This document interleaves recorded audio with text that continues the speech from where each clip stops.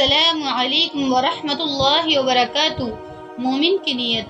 نبی علیہ الصلوۃ والسلام کا ارشاد ہے، انما الاعمال بالنیات، کہ تمام اعمالوں کا دار و مدار نیت پر ہے۔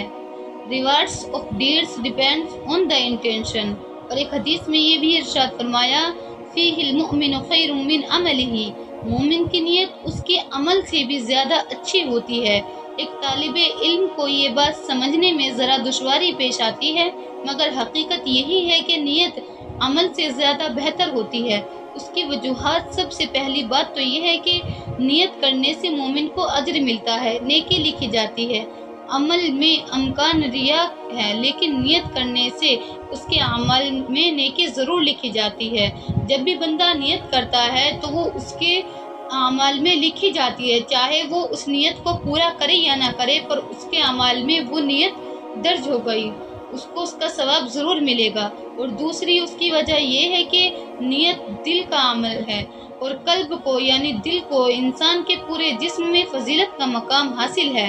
یہاں انسان کو معرفت حاصل ہوتی ہے، فضیلت رکھتا ہے، تو مومن کی نیت اس کی عمل سے زیادہ بہتر ہے۔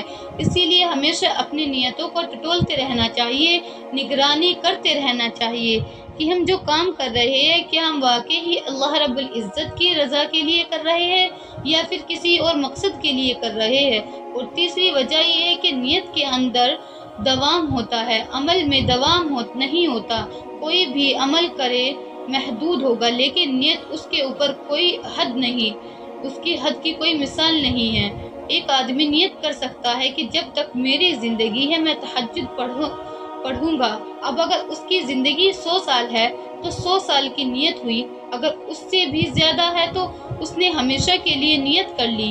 تو یہ جو دوام ہے اس کی وجہ سے نیت عمل سے افضل ہو جاتی ہے۔